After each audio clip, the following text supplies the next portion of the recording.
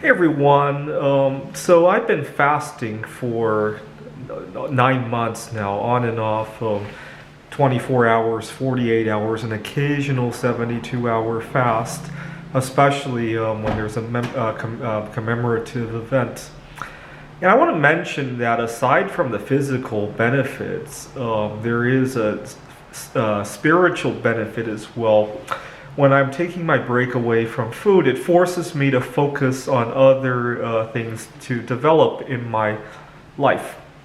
So earlier this year, because of the situations revolving COVID, I had to separate from many of my social circles. And earlier this year, I said a quick prayer to God to ask to help me find a new social calling in my life, something I could do socially that will help me mingle with the right person to get my computer games out there. I've been writing computer games for 9 years, but not too many people know about the computer games. It's not a very pleasant topic to discuss after work with my coworkers. My coworkers all work with software. They don't want to leave work thinking about even more software. So I asked God to help me find the right hobby, so that I could network with the right people. And while I was driving back home one day after asking God to help me with that, I noticed that my car had a low tire pressure, and I pulled off to the side of the road to look into it. And when I did that, I pulled into a bowling alley. And I decided to try bowling, and I hadn't bowled for many, many years. And my first game, I scored about 100 points, and I was pretty pleased. And I thought with some practice, if I put 10,000 hours into it, like I have with I've spent about 20,000 hours writing computer games in the last 9 years. Just this year, because of COVID, I've spent 3,000 hours. And if I could put 10,000 hours into bowling, maybe I can score a 280 or so. And then I could network with the right people. And so I started doing that. And it's great.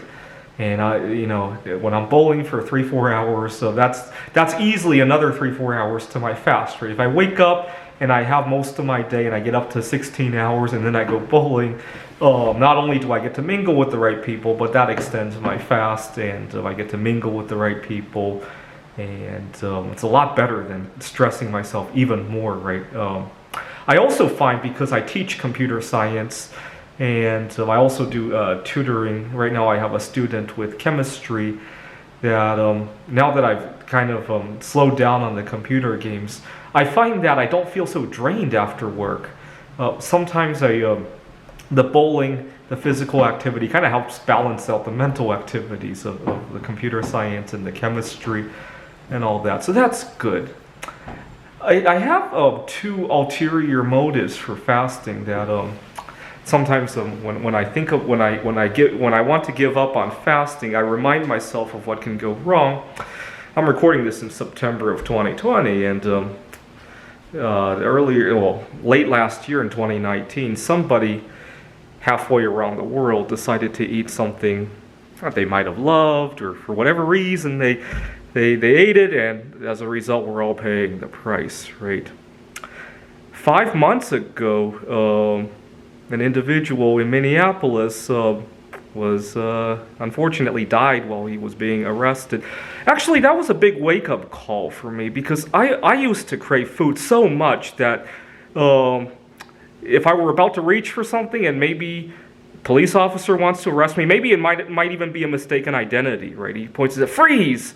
I don't know if I could put down the food that I was craving.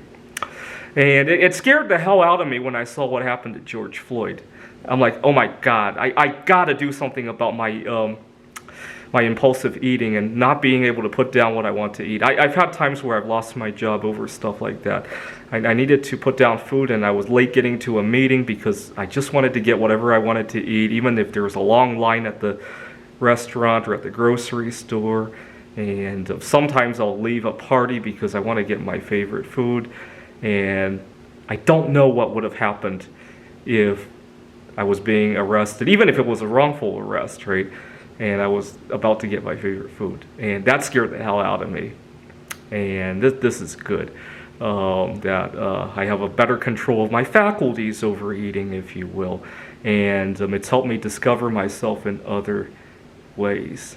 And I can't believe I spoke to God 2 weeks ago now. And already in 2 weeks of bowling, my score has improved to 140, 150. So yeah, maybe a few more months I'll be scoring in the 200s and I'll be meeting the right people.